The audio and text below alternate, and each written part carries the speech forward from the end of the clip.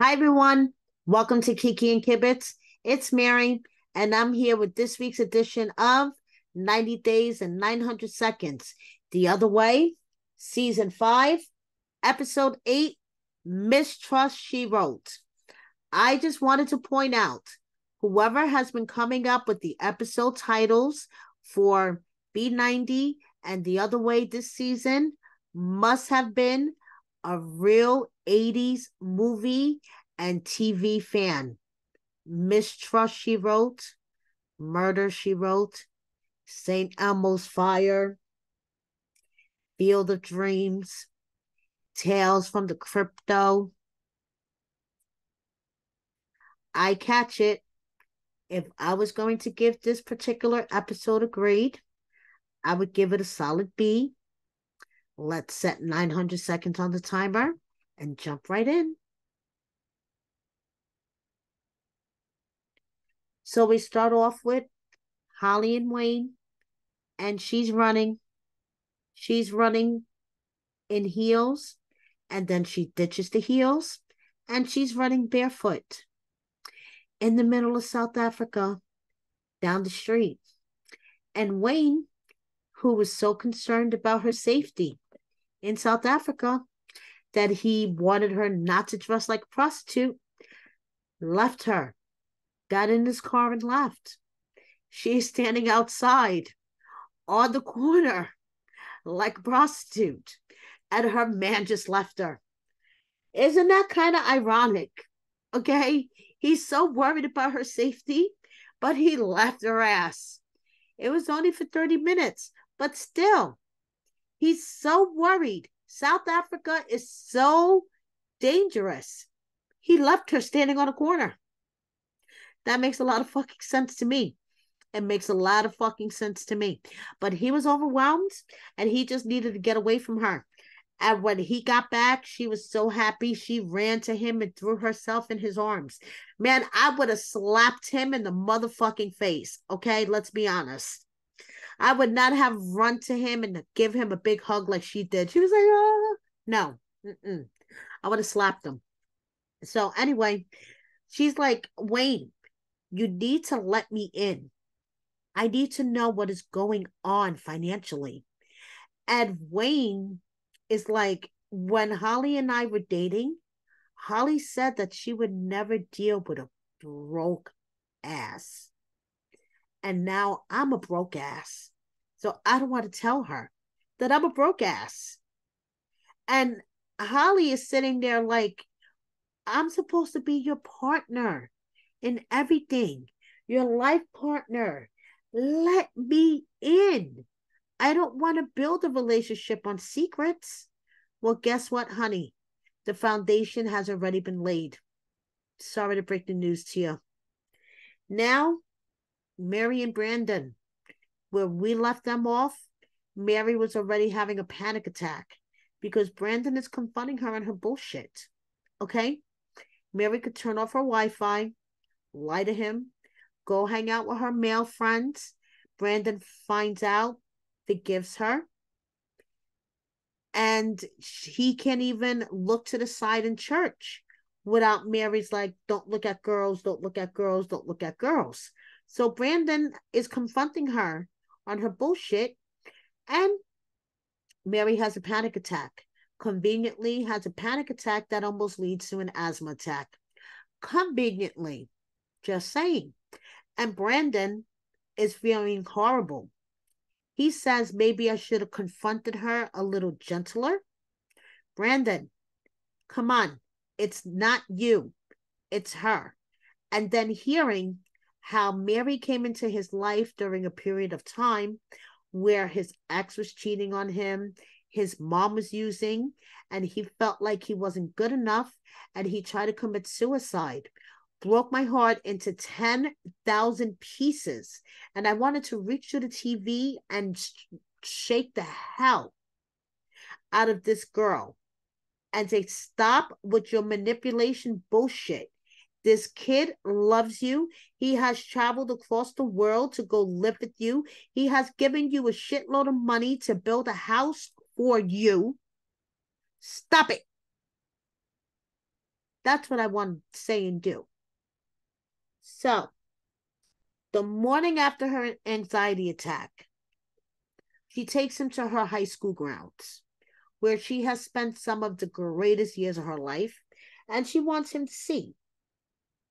So, he asks if they are okay, because he cannot pretend nothing has happened.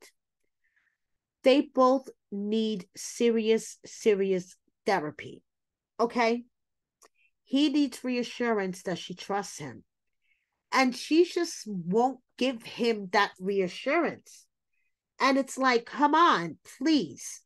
Then she finally says she is willing to try and trust him. And he is brought to tears of joy just hearing those words come out of her mouth. That means everything to him. You have no idea how much that means to him. And I hope she follows through on it, but something tells me she won't. Now, we are on episode 8, and we have a new couple. Yes, you heard me correctly. Episode 8, and they're bringing in a new couple. Shekinah from LA and Sarper from Turkey. Shekinah is a co-host of events in LA. That's her side hustle. And she's a day spa queen. She'll give you a facial with gold leaves. I've always wanted a gold leaf facial. I wonder what that feels like. I wonder how nice my skin will feel after it. Maybe I'll give myself one for Christmas. So, guess what? She was raised Amish. You would never guess that, huh? It's her and her 5 sisters, 6 girls in the family. She's the oldest, and she was always the glamorous one, coloring her nails with markers, putting colored chalk on her cheeks. She eventually convinced her parents to leave the Amish lifestyle. They weren't Amish. They just knew a lot of Amish and liked the Amish lifestyle, so they decided to raise their children Amish. And she lives in LA. The longer she's lived there, the more LA she has become. She has a core group of friends. One of them, Dan, has the hots for her, but we'll get into that later. Okay. She went on a trip to Turkey a couple of months ago with a girlfriend, decided to download a dating app to see how Turkish men were, and she met Sarper. And you know how the line goes, you had me at hello? Sarper had her at highlighter. He was wearing highlighter on their date, and she thought it was so adorable. After 2 dates together, she went back home.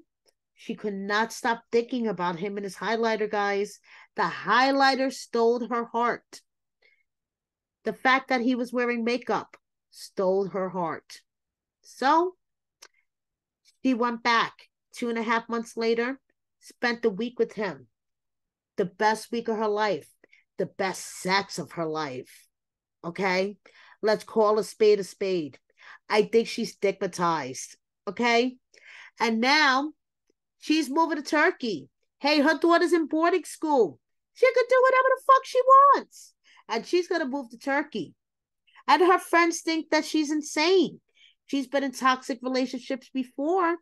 And not to mention, Sarper wants to control what she weighs, doesn't think that she should be muscular because, she's been working out and gaining muscle. No, he doesn't like that. He wants her to be lean.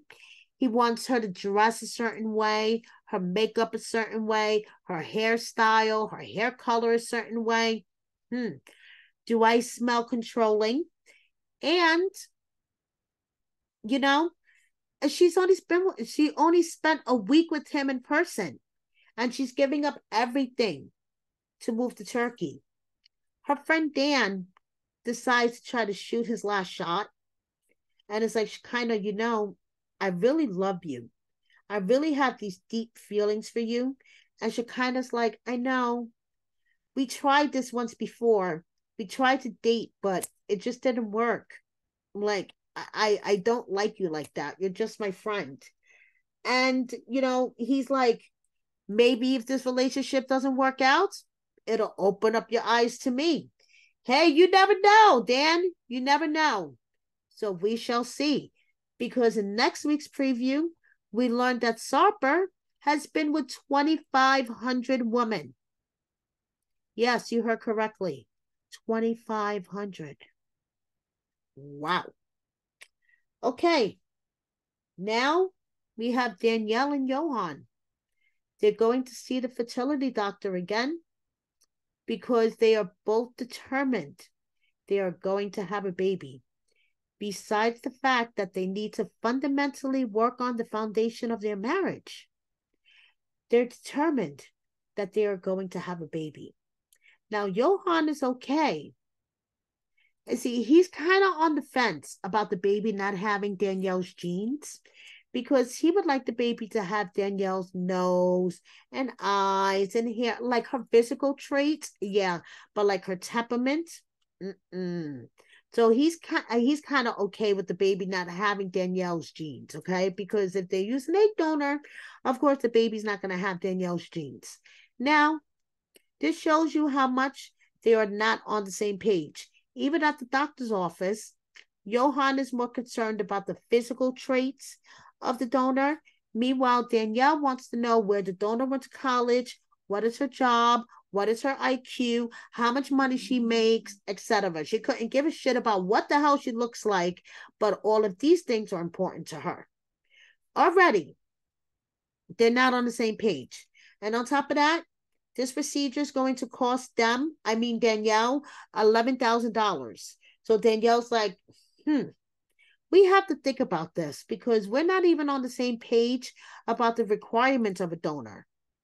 So now they're in the car and Danielle is, talking about being on the same page, basically, because Yohan thinks as long as a baby is alive, has food in its belly, a clean diaper, and some clothes on its back, it's okay.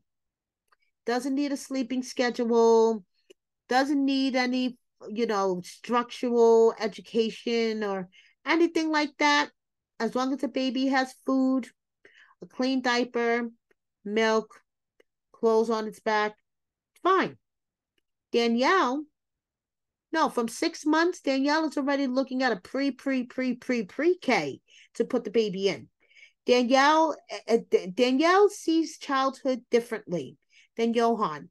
And Danielle is trying to express this to Yohan, and Yohan is taking offense. Yohan says, you don't like the way my family raised children, and he is taking it offensively. So the two of them are basically arguing in the car about how they would raise their child. This is not good. You guys cannot agree on the fundamentals on how to raise a child. Your marriage is on rocky ground as it is, and it's a great idea. Let's just bring a child into it when you guys aren't even on the same page on how to raise such child. Great idea. And let's just call a spade a spade.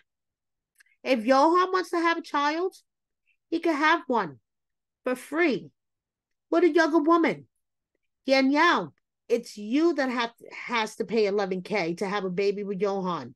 So I think you guys need to take a step back, assess, and see if this is what you both really want and get on the same page and figure it out. And do not bring a child into it because this is not a stable foundation, Danielle. Okay? If you try to do yoga on this foundation, you're going to break your neck. Just saying. Okay? So, that is all for this episode of The Other Way. Thank you so much for watching me. Please subscribe if you don't already. Please hit the like button and share my video with a friend or 10. Thank you so much, guys. I appreciate all your support. See you next time. Bye.